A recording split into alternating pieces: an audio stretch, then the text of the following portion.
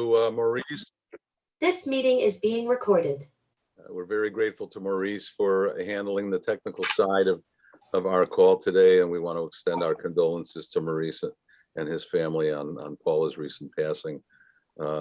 She was so very special and dear to all of us, and while we don't miss her quite as much as you do, Maurice, at the same time, you are the one who is filled with so many wonderful memories of joy and love and living, and we trust that they will hold you and carry you forward and bring you both comfort and strength in the coming weeks. Well, thank you. They will. And following some of your very sage advice and the last weeks proved to be very helpful. So I thank you for that. Thank you. That's very kind. Very kind.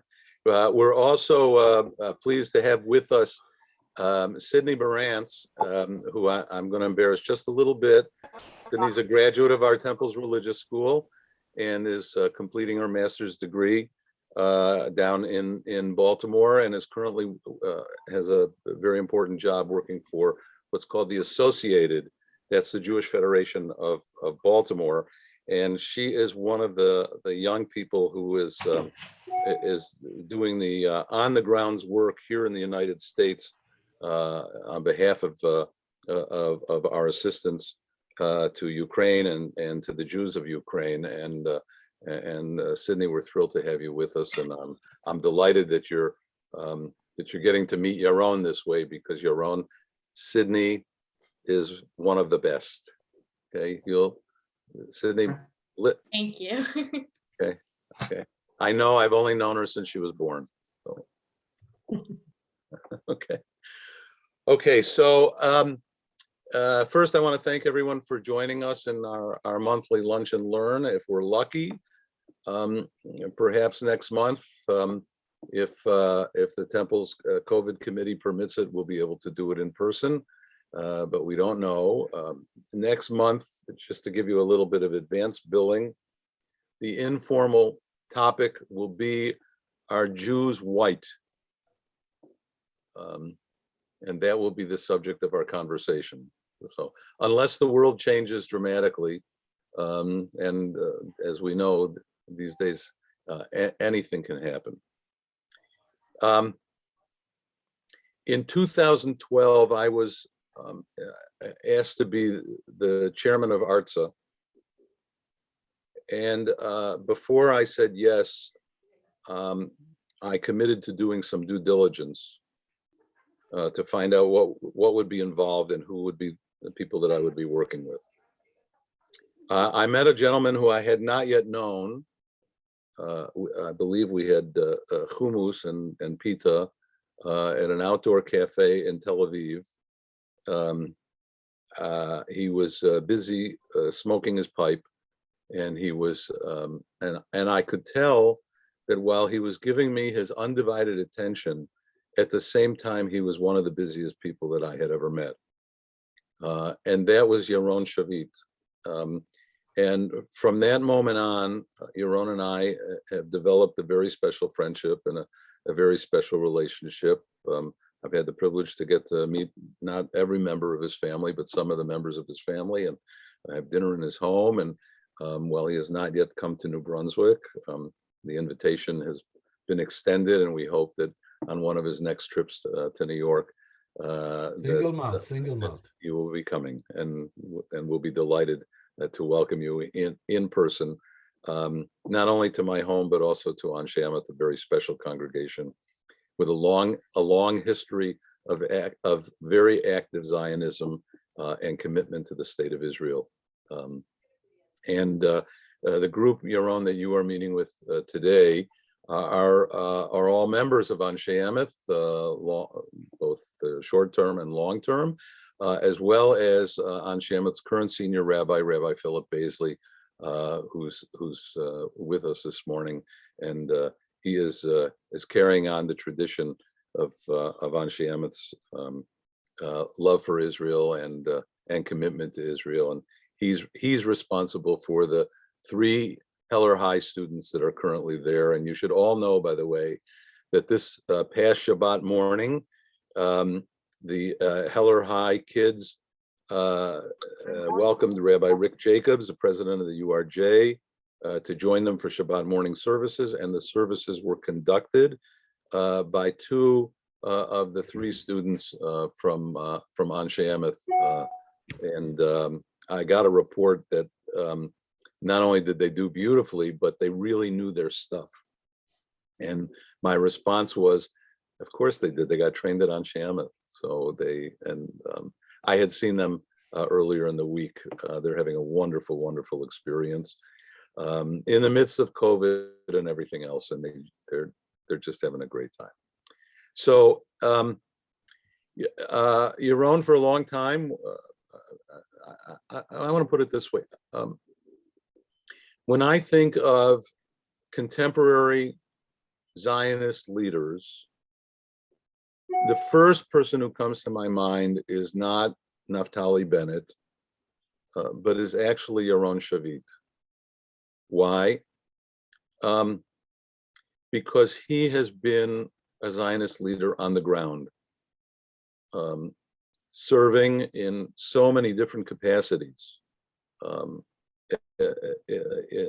behalf of the Jewish Agency, on behalf of the Israel Movement for Progressive Judaism, where he is the past chair of the IMPJR reform movement in Israel, in the World Zionist Organization, and currently serving as the vice chair of the Jewish Agency, representing, actually wearing two hats, if you will. One, the hat of the Jewish Agency, and the second, the hat of Reform and Progressive Judaism within the Jewish Agency. A not so easy hat to wear, but a hat that is so very important, and nobody wears that hat better than Yaron does.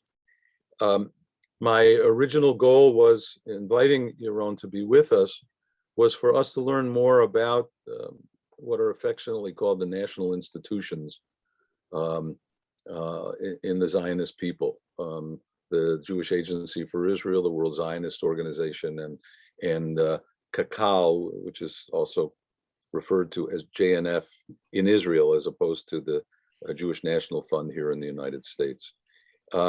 And I thought we would have a wonderful, education and lesson about all of that.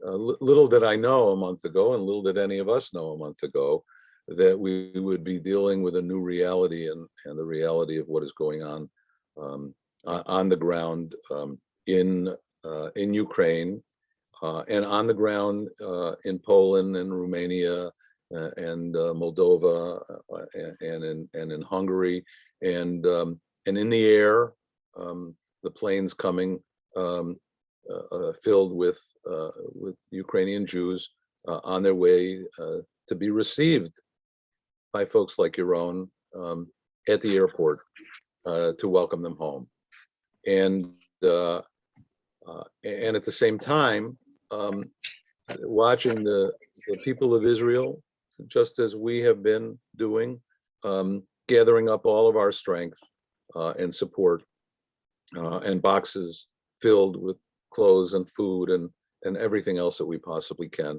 and sending it back to be able to be helpful. So rather than my giving you all of that, I want you to get a firsthand report. But first, I want to brag just a little bit. So yesterday, I had the privilege to be in a conversation with President Zelensky of Ukraine. And when I tell you that this is one of the most courageous people I've ever met, it's really an understatement. And his very last words to us in the group were, don't let them destroy us. And certainly all of us are going to do everything that we possibly can to help in that effort. So with that, I think, Yaron, you have much more to share with us than I, and I want everybody here from Anshe Emeth to hear from you. So Baruch haba, welcome to you, and to Nitzan, I saw in the screen as well. Thank you so much, Rabbi. It's a pleasure and honor to be with you. And one of the great advantages, a few, but a great advantages of mobilizing and being part of our leadership in the national institutions is to meet good Zionist, committed reform leaders. Rabbi Bennett Miller is certainly one of them, and to actually be able to become friends with them, and friendship is for life, as we all know. And that is the greatest privilege that that I've seen in this position and in the activities in the Zionist institutions. I'll say a few words about myself so that you know where I'm coming from. I'm an Israeli born. I was actually born in 1958. The Kiddush cup that my parents received from my birth says 10 years for Israel and shows a small, narrow Israel carving on it. I still have that Kiddush cup. And I've become a Reform Israeli completely by chance. Before that, I'm a lawyer, attorney by profession. That's what I do for a living. I volunteered for many, many years as part of the Israeli reserves in the IDF as a tankist, to be the only one that I know that made it in reserves in full combat units from lieutenant to a full colonel, and then was asked at some point of time in life, because I was connected to a Reform congregation in my own community with a very inspiring rabbi that kept on pushing me to become a member, and then to become active in the board, and then to be the chair of the board, and to help building, and then to, when I finished that, to become the chair of the Israeli movement in Israel. And at some point, I was asked to join reserve duty as part of the Reform Zionist movement in the Zionist institution. That was in 2006. And since then, I was involved as representing as an emissary on behalf of the Reform movement in the Zionist institutions. Let's move, Nitzan, if you can share with us the Artseinu presentation. And Rabbi, you let me know if any of this has already been seen by your congregants, then we can make it shorter and easier and move forward quicker. Just don't hesitate to let me know. So this is a brief... They haven't seen it. Sorry? They have not seen it. They have not seen it. Okay, this is a brief history of the Zionist institutions. I won't go to all of that, but I do want to make one point, and Rabbi Bennett Miller will agree with me. Whenever people who are on the ground and are explaining it to other people, most of the time they'll use the term "it's complicated." Believe me, it's not complicated at all. They're just trying to push you away from it because they're enjoying what they're doing and they don't want to be replaced by others who also want to enjoy the fun. So the truth is that it's much less complicated than it is. Let's move forward to that. To see the history of the Zionist institution, please look at the end of the slide. You'll see the WZO emblem, JNF Kakal emblem, the Jewish Agency emblem, and the Keren Hayesod emblem, and Artseinu emblem. So Artseinu is the Reform representative, our political umbrella arm within the Zionist institutions. So when we say the Zionist institutions, we actually mean these four institutions. The mothership is the WZO, the World Zionist Organization. That was founded first 125 years ago. And then Kakal was founded in 1901. And then Keren Hayesod, as the fundraising arm, was founded in 1920. And the Jewish Agency is the youngest institution, only 90-something years old, and it was founded in 1929. All of these are connected together to that, and we'll move to the next slide to understand how is the power distributed in these organizations. So actually, These organizations are run on a democratic, completely democratic key and factor. We have elections every 5 years. These elections form the Zionist Congress.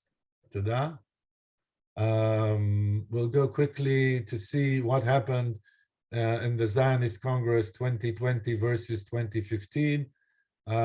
You'll see that different countries around the world have different number of mandates, basically according to the Jewish population. So Israel has more or less 1/3, the US has more or less 1/3, and the rest of the world has more or less 1/3. And Israel, the power will be distributed according to the last Knesset elections, but only counting in Zionist parties. In this case, for instance, Degel HaTorah, the Haredi movement, as well as the Arab parties are not part of distributing the force within the Israeli society, but the rest of the parties are. And the USA and the rest of the world is according to the Congress elections. I won't go into the numbers at this point because they don't matter. What we should understand is that the last elections, what happened is that we managed to bring more votes in the US than we did the elections before. But a new factor came into, a new player came into the game, and this is the Haredi movement that's called Eretz HaKodesh. They drafted in a lot of their yeshiva members, a lot of their Haredi congregations, and they actually caused us to lose some of our force, and this is a big challenging issue for us, and we have to fix it next elections. Toda. Why does it matter? Kakal, the Jewish National Fund, and the WZO, which both are the power between the forces within them, is completely according to the political game that I showed before, and it's the same game, the same power distribution in the WZO and in the KKL. They do a lot of funding that we managed to push in for World Union for Progressive Judaism, also including the youth movement Netzer and Tamar, for the Israeli Reform Movement, for Artseinu, our umbrella organization. We influence how Kakal, WZO, and the Jewish Agency spend money. The Jewish Agency strongly supports the streams, but the fact that we came in and I came into my position caused them, the Jewish Agency, to increase the support for the streams. We have an influence on the political direction of Kakal, WZO, and the Jewish Agency. And actually, this is the only arena where the Reform Movement gets a seat around the table with Israeli political parties. So this also has an influence on what happens in the Israeli Knesset and the political game within the Israeli society. Tada. That's every 5 years when we have elections, and then the outcome of the balance between the powers is formed. We have a political agreement that actually distributes the positions within the national institutions, including the chair of the Jewish Agency, the chair of Kakal JNF, the chair of Keren HaYesod, the chair of the WZO, vice chair, Jewish Agency vice chair, and so on. Toda.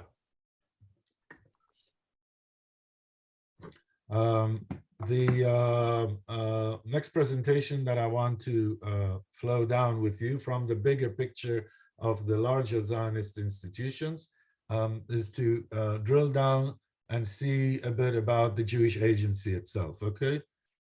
Let's go to the other presentation. Okay. So the important point I'm trying to make to you is this is a democratic game, but instead of separate governments, like the Israeli government has a democratic game, the Israeli parliament, when you vote in the US, you have your game, but this is the Jewish world game, democratic game.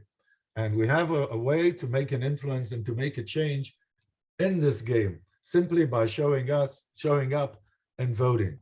Let's go now to the Jewish Agency. The Jewish Agency is actually daughter company of the WZO. It was formed by Ben-Gurion as when he was the chair of the World Zionist Organization. He wanted to have an arm that is less political than the WZO, that is all about the political game between different parties. And he said, I want a more executive arm. And he formed the Jewish Agency. Let's see what happened to it during the years. The vision of the Jewish Agency is to secure a diverse and thriving Jewish people, united by our heritage, by our commitment to Israel, the homeland of the Jewish people, and all of its citizens, not only Jews. The mission of the Jewish Agency is the Jewish Agency provide a global framework for Aliyah, ensures global Jewish safety, strengthness, and Jewish identity, and connects Jews to Israel and to one another, and conveys the voice of Jewish people to the state of Israel to help shape its society. Toda. World Jewry today basically shows that Israel is the biggest Jewish community, but not by much vis-a-vis North America. And then the rest of the world, you'll see that it distributes much smaller, Europe, South America, former Soviet Union, Australia, New Zealand, and Africa. 92 years of collective action. The Jewish Agency was founded, as I said, in 1929. In 1948, the Jewish Agency chair, David Ben-Gurion, becomes the first prime minister of Israel. He enabled the Jewish Agency enabled mass aliyah. Before 1989, we had 2 million olim that the Jewish Agency helped come to Israel. And since 1989, we also had an additional 1,100,000 olim since the fall down of the Iron Curtain and the collapse of the former Soviet Union. We built 900 settlements and communities. When we say settlements, in this case, we do not by no way mean behind the green line, only in the within the boundaries of the state of Israel. 1,500 capital projects, Youth Aliyah, Youth at Risk, Project Renewal, Israel Experience, Teen Birthright, Masa, Partnership Together. All of these different names of activities that the Jewish Agency is the one that actually activates, initiated and activates. Toda. Unique collective nature, global Jewish table, worldwide platform, cohort with the government of Israel, outstanding history of achievement, proven ability to link world Jewry with Israel. When we see later on today the Jewish Agency budget, you'll see that almost half of it is actually from co-productions done with the government of Israel. There are 3 pillars, main areas of activity that the Jewish Agency does. The first one is Aliyah. Second one is connecting Jews, first to their Jewishness and to their Jewish heritage, to one another, but also to the state of Israel. And then Israeli society. We deal with Israeli society simply as part of our Zionist vision of a role model state. We understand, and the forefathers of the Zionist movement understood from inception, that if Israel will not become a role model state that will be attractive enough for Jews around the world to support it and to actually want to be part of it, or at least in connection with it, then the state of Israel could not exist, because it's only raison d'etre is being the homeland for the Jewish people. So Israeli society and what we do within Israeli society to improve Israeli society, to strengthen the lower parts of Israeli society for our own tikkun olam and our own tikkun in our own society, actually is meant to make sure that we are always thriving, working to make Israeli society better and the state of Israel become something that is more of a role model society. We all know the challenges. We are all fighting these challenges, but we know if we won't work on fixing them, we can't hope to have the Jewish people keep on supporting the state of Israel. Abba. Other main activities is peoplehood and Jewish unity, security funds, the Jewish Agency was the one to fund Jewish congregations around the world. For instance, one good example is that we helped German congregation in Halle strengthen their own synagogue, and that actually prevented a mass murder when a murderer, an anti-Semite, stood at the door trying to get in with a gun, firing at the door, but the door was strong enough and didn't cave in. And that's only one example for the security fund and what it does. Jewish people lobby and government relations.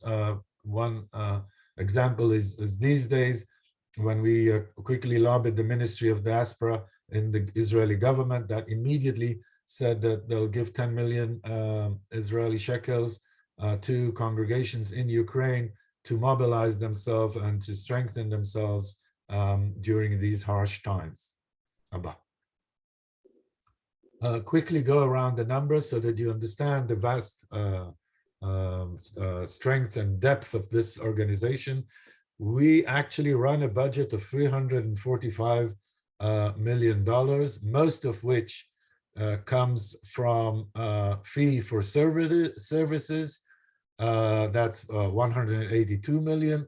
Core income is 115 million, and designated donations is 48 million. We are working with our finance department to make sure that in less than 4 years' time, the Jewish Agency will be completely independent, meaning that all its core activities, salaries, and ongoing expenses will be fully covered by its own income, and the rest of the money that it raises will only go to projects. Abba.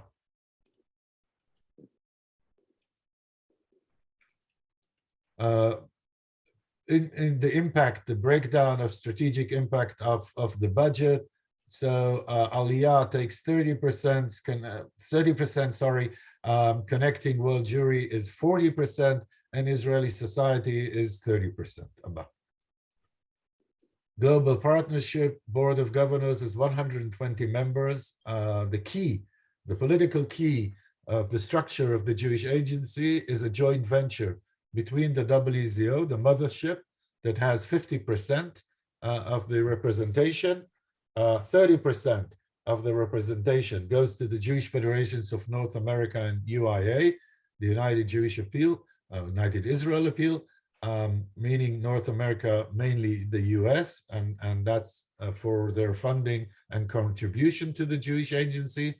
And 20% is to KH for their funding, and the rest of the world not part of North America. The Board of Governors has 120 board members, 20 associate members, 60 committee members who are added on top of the board members.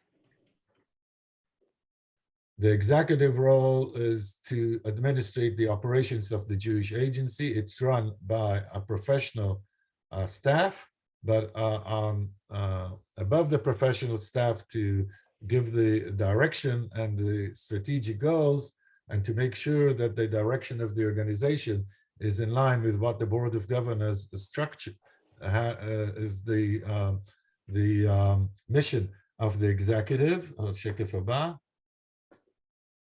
Abba will not go into Corona and COVID, and just show you Aliyah numbers in 2020 during Corona and still having Corona. We still managed to have Aliyah during the entire year. שקף הבא. הבא. Don't want to go into too much detail about Aliyah. I know. For your safety, I'm please surprised. report any suspicious items or behavior, and do not leave your luggage unattended. Please make sure that you're muted. Andrew, thank you. We wanted to show you a bit about what goes on these days around Ukraine. Are we going too fast, Rabbi? Are we good? Nah, you're good, and we're really We're on- waiting to hear about We're on the time? work in Ukraine. Okay, Yofi. So let's go a bit about what's been done these days in Ukraine. At some point, when things, we all were involved in trying to assess the situation, and I have to be honest, I think most leaders around the world didn't believe that actually Putin will actually launch a war. Nevertheless, we prepared for it, and at some point the ministry, our foreign ministry, Ministry of Foreign Affairs of the Israeli government, ordered its personnel and all others Israelis to leave the Ukraine. So we have staff in Ukraine, Jewish agency staff in Ukraine, in Kiev and in other points, which is actually non-Israelis, local employees, but all our Israeli staff, together with the Ministry of the Foreign Affairs of the Israeli government and the special organization that deals with former Soviet Union Jewry, Nativ, formed different work groups around the borders of Ukraine to welcome refugees that decide to leave Ukraine. At this point, there are already more than 2 million refugees that came out of Ukraine. We assess that half of the Jewish population of Ukraine, which is basically was 200,000 Jews, had joined the refugees and at the moment are in Europe. We allow them, we help them settle in hotels that the Jewish agency hired for that purpose, and now also hired summer camps and places that we can actually have people stay in, and allow them to decide how many of them want to make Aliyah, and how many want to stay and wait to see the outcome of the situation. I will mention that at some point, President Zelensky, that Rabbi Miller had spoken with last night, gave a presidential order that all men in Ukraine from the ages of 80 to 60 are drafted into the army. That caused Jewish families that wanted to leave to actually split. At the border point, they will not allow men that are under 60. I will tell you that we also had one example when someone had 2 days to his 60th birthday.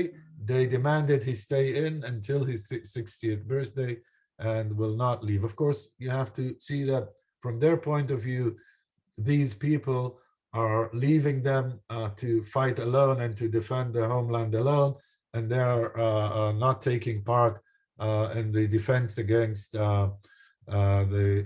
Russia. So of course they are insisting that they stay and not leave, and this creates a huge challenge for families to take a decision if they want to leave, and if they want to leave and they wait at the border posts of other countries like Romania, Moldova, Poland, or Hungary, or they wait until they make their minds whether they want to move to Israel or they want to stay in hope that this will be a short period and they could return and connect to their rest of the family that they had to leave behind in Ukraine.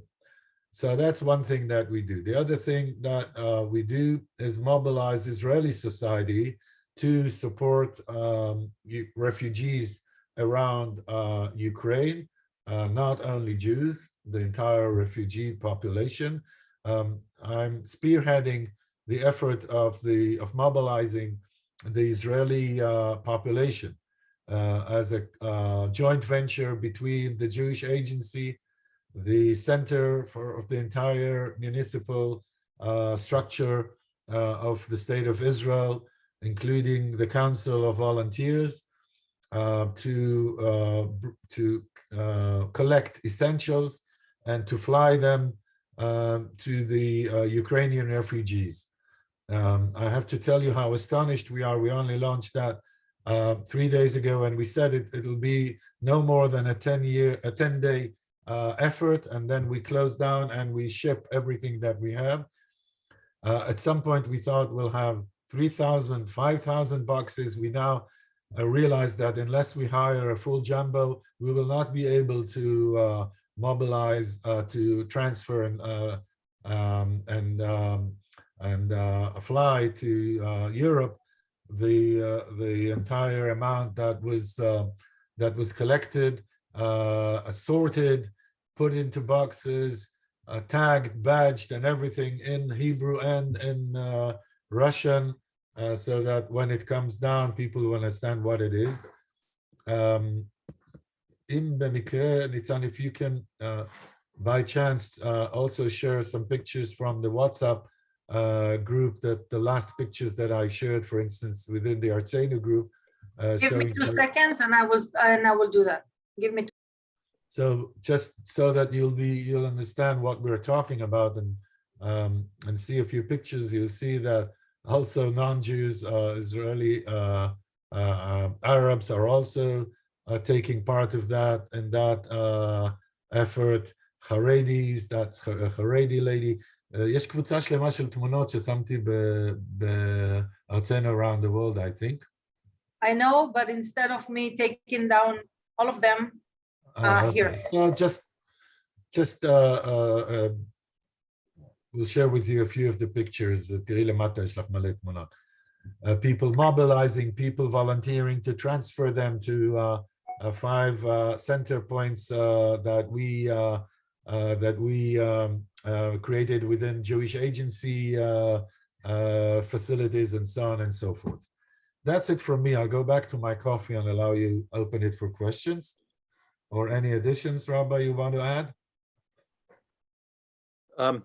Well, first to say thank you for the presentation and for giving us a picture of what the Jewish Agency is all about. I believe that the staff of the Jewish Agency represents the unsung heroes of the Jewish people, especially at this moment in time, but certainly over the course of the last 75 to 100 years. And most of us,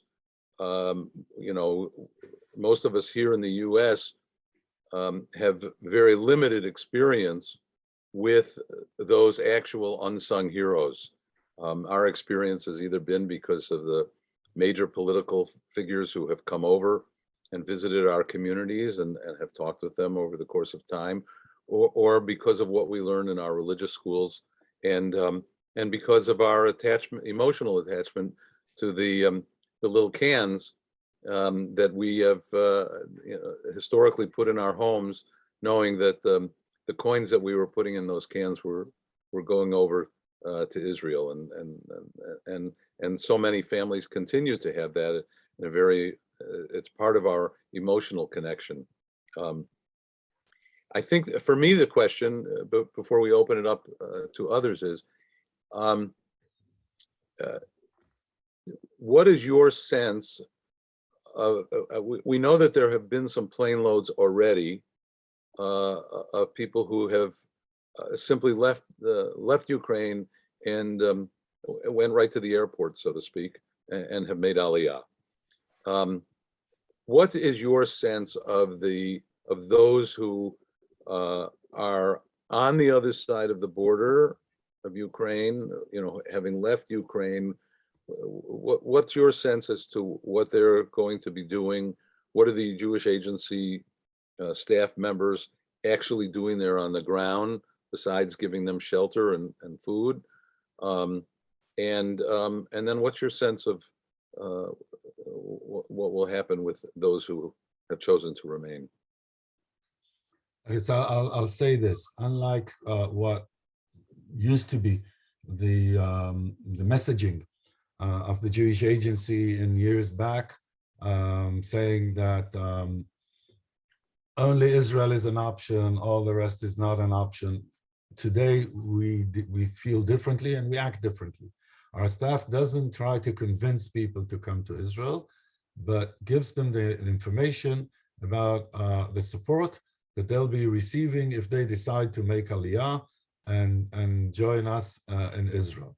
We do understand, for instance, from the Ministry of Diaspora Affairs that just visited the same points, that whilst the Jewish Agency personnel is doing a fabulous, heroic effort, there are other countries that are welcoming these refugees, including Sweden and Germany, and they may feel, and some of them do feel, that this is closer to what they're used to in Europe, and Israel is still something in the Middle East where the weather is completely different, and they're still not happy about thinking of making Aliyah. Still, we already have more than 400 Olim that already came into Israel these past few days.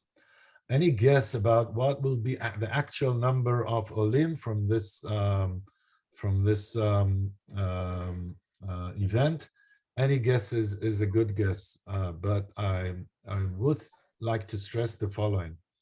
We already see a vast interest within Russian Jewry to also make Aliyah. They understand that something has already is also changing rapidly to the worse in Russia itself. I don't know if you heard it today. Russian authorities already made it clear that they may at some point close completely the internet, not only social media.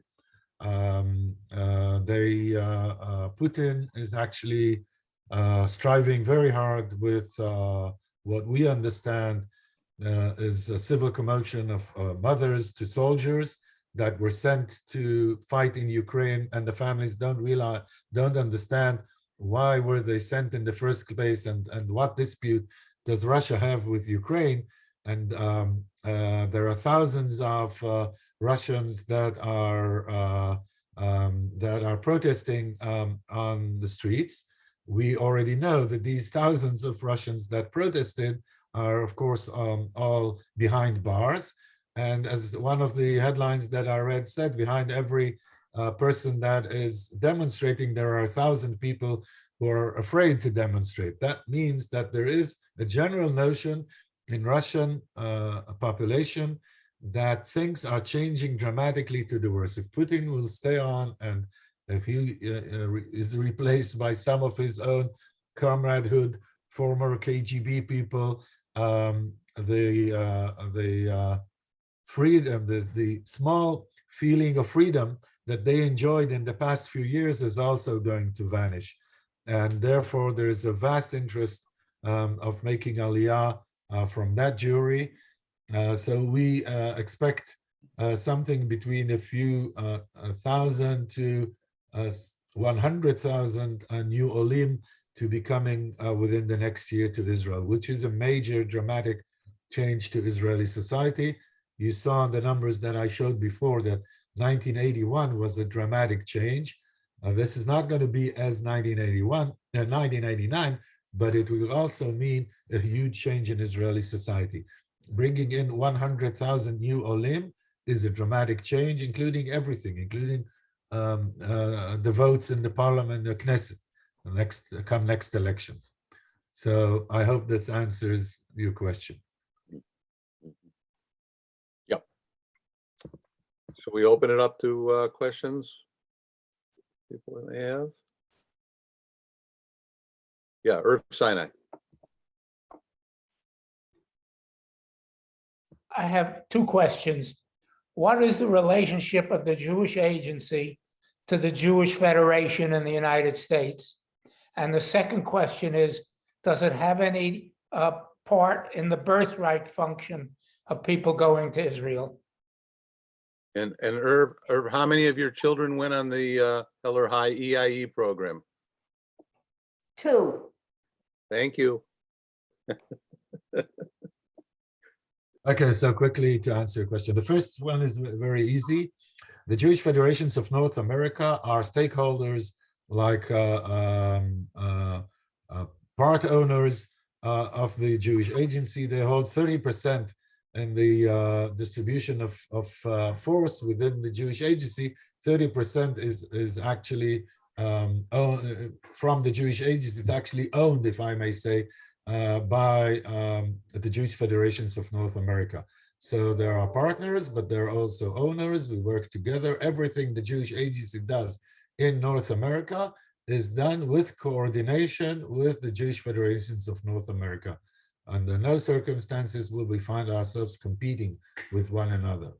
Birthright is a program that the Jewish agency runs, actually with subsidiaries of the Jewish agency. It is funded differently by Birthright donors, but actually the activation of it and what it does and the programming is something that the Jewish agency has an influence on. Okay, thank you. Let's go to the next question. Sandra Grunfest and Henry, and then Sidney.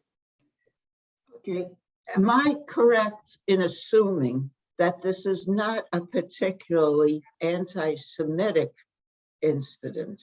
This is against all Ukrainians. If this is true, then is Israel only accepting Jewish immigrants? And what kind of a test do they have to make sure that they're only accepting Jewish olim? Okay, so at first I thought that the first part of the question was easy, but now it's become very complicated when you said, what about the test? But I'll try and answer it in a reasonable way. This is not an anti-Semite event. This is a war that Putin and his regime launched against Ukraine, basically to be a sign to all former Soviet Union members, countries around the USSR, around Russia, that they cannot, there is a limit to how westernized they can get.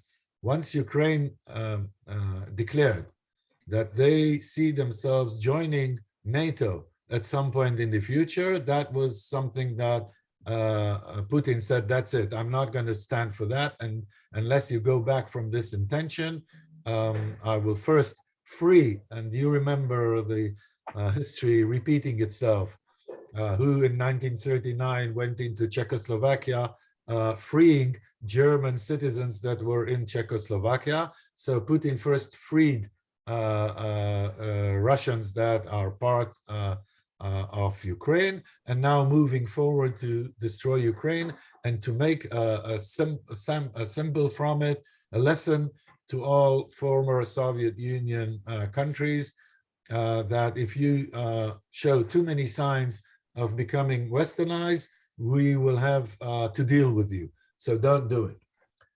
Yes, there are refugees who are not Jews. Therefore, we as the Jewish agency take care and try to help all refugees. Israeli government allowing entry to Israel is basically according to the law of return for Jews.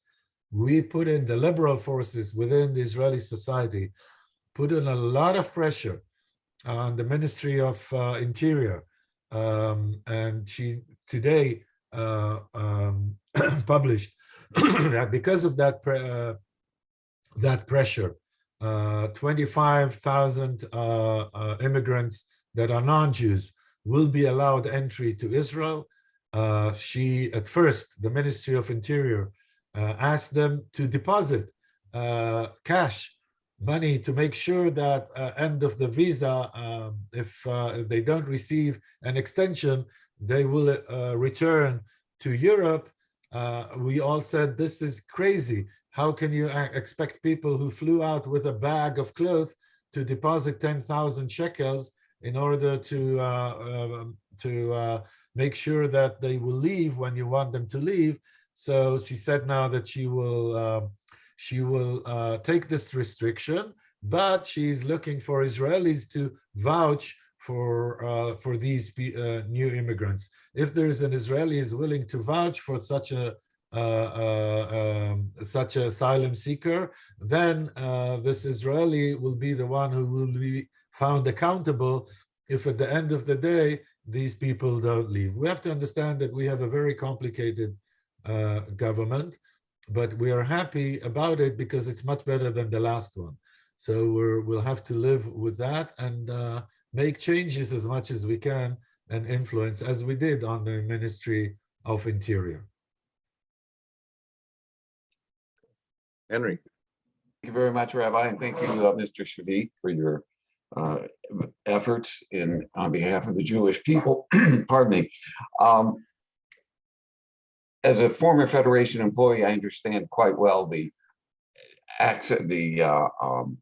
work of the Jewish Agency, and I'm encouraged to hear that the Jewish Agency is now making efforts to support local communities.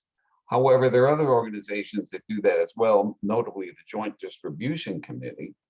And I was wondering how the Jewish Agency works with organizations like the JDC to avoid duplication of service and yet provide necessary support for indigenous Jewish populations around the world. So we try to work very much in coordination with them. For instance, in North America, the Jewish Agency will not support security and safety unless it's done through JDC or the Jewish Federations of North America that does their own initiative there. So we will not find ourselves double dipping or doing things that are not in coordination with on-ground local leadership of the Jewish people. We will support directly outside of the US congregations that are not supported by other forces or other institutions in the Jewish world. So yes, we are trying to coordinate our efforts.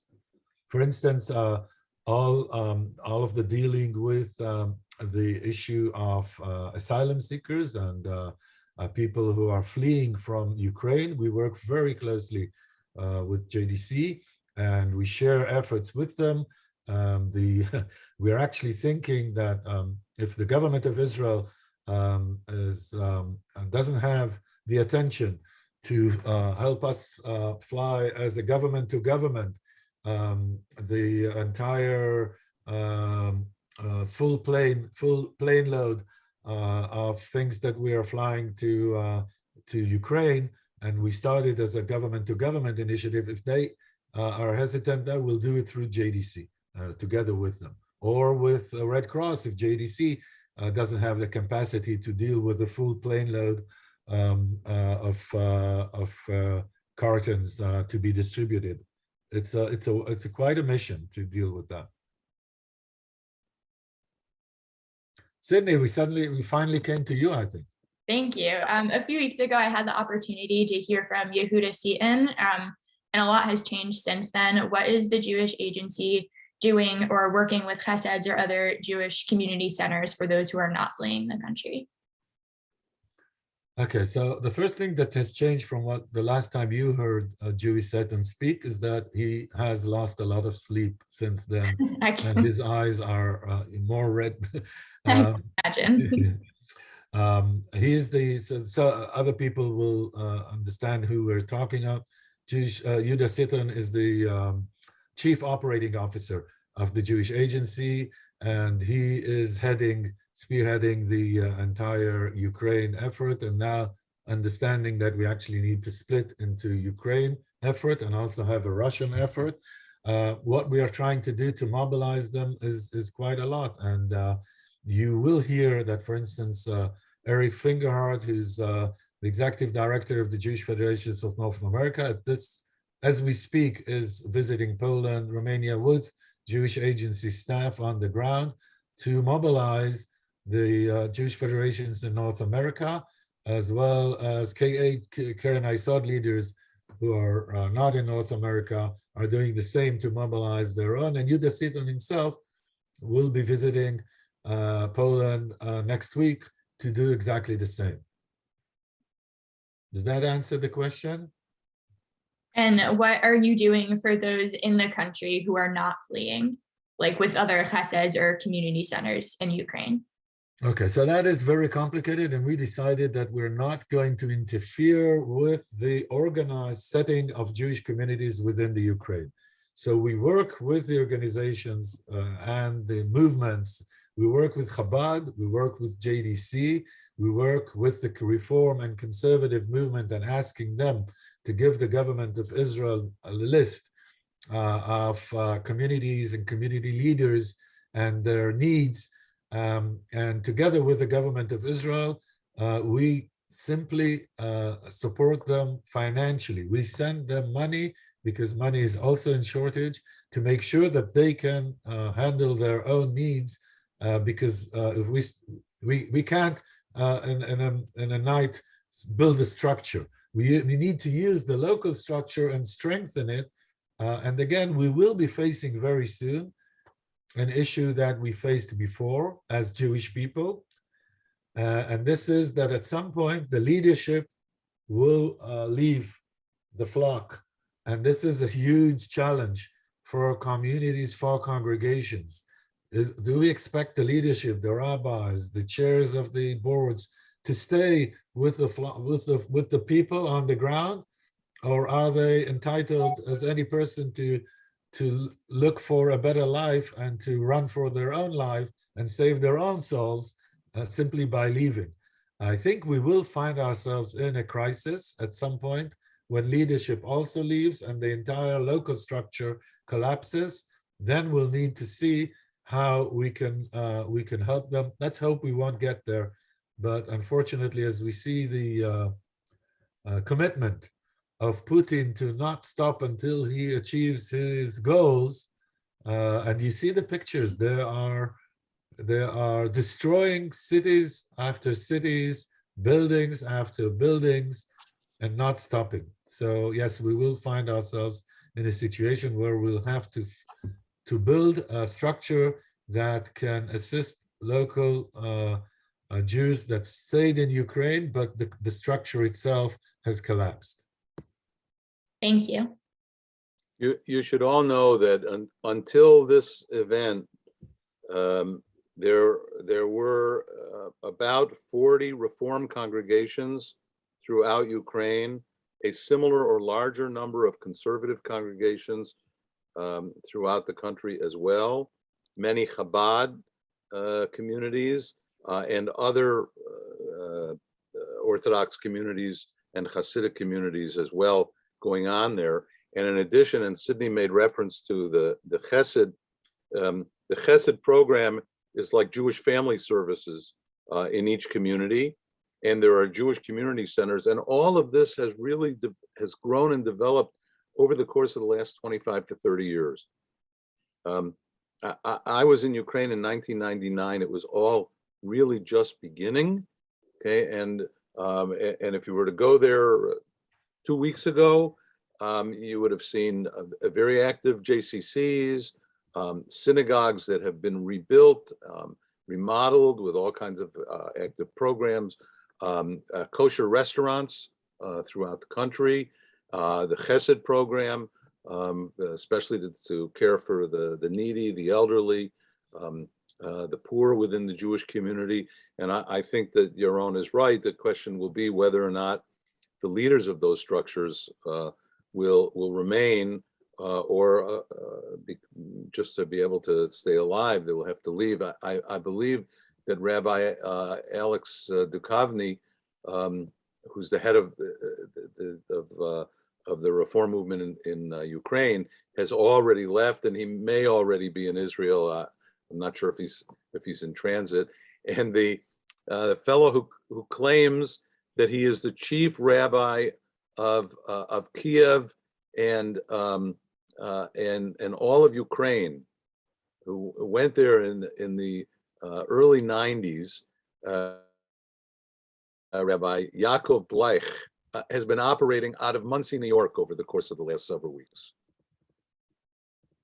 So yes, we can let you know that Rabbi Duchovny made it safely to Israel and he is safe home.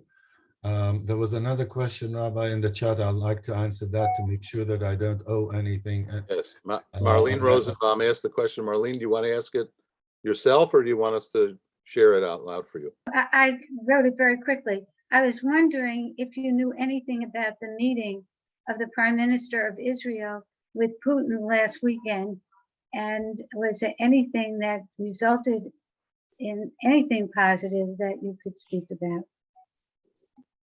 I'll say, and you also asked, how did this come to happen? It came to happen actually because the first meeting that President Putin had with Prime Minister Bennett was a very successful meeting, so much so that he had him caught in Shabbat in Moscow. He couldn't return and he had to stay over the Shabbat because the meeting was extended and extended. They had a very positive meeting and suddenly probably creating trust or some kind, if you can, with such a person who sits 12 meters at the end of the table when he's negotiating with people. Anyway, our government has been accused by the Israeli public, myself and Nitzan and others from our movement, including, for not standing up strongly against Russia for the action it took against Ukraine. And the government simply did that because it said other governments can simply go against Russia, but we have to also consider the vast Jewish population that is in Russia, and we have to be very careful here not to antagonize anti-Semite, as one of the questions was. So far, it's not anti-Semitic. We don't want to make sure that our involvement won't turn it into being an anti-Semite. That is their excuse, if I may say, use that word for not taking a more harsh stand. But that also helped the fact that Israel found itself in a situation where our prime minister was trusted by both sides to actually try to negotiate. So at some point, even on Shabbat, in spite of the fact that he's an Orthodox Jew, because it's Pikuach Nefesh, he took a plane and flew to meet Putin and then to meet Zelensky and to try and make a meeting with both of them and to meet the German leader, Chancellor Schulz, reminding us the days that Kissinger used to fly around and try to make people come to understandings between each other. Israel, as far as I understand, is not making propositions, but it's allowing the leaders to converse and to exchange messages through a trusted envoy. So at this point, our prime minister is a trusted envoy by both parties when they want to convey messages. And I think as they say in these political diplomatic meetings, the success of this meeting was by the fact that it actually took place. So I'd like to share with you, because I think we're done with the time, the last slide that if I may, and to just have you remember that what you do in your congregations and connecting and being involved, supporting the reform movement's activities in the national institutions makes a difference. If it weren't for the force that our reform congregations brought about by voting in the last Congress elections, I would not have been taking the #2 position in the Jewish Agency, and enjoying the fact that the #1 has now become a president. So there's no #1, there's only an interim above me. So without the support of the people on the ground who voted for Atzena, I'm sure that Anshe Emet people did that. We could not have reached the astonishing outcomes that we've already reached for the entire reform world and for the vast making both the Israeli society and also the national institutions be much more pluralistic and much more open-minded about our Judaism. Thank you so much. Thank you. Before we let Yaron and Nitzan go, I want to thank you both for the presentation you made with us and for the time that you've given to us and the sharing of your very precious time with us as well. I want everyone to keep all of this in perspective. In a year from June, from this coming June, I will celebrate my 75th birthday. I'm still amazed that my parents didn't name me Israel when I was born, since I was born only a few days after the birth of the state of Israel, the most incredible miracle in Jewish history and certainly of our time.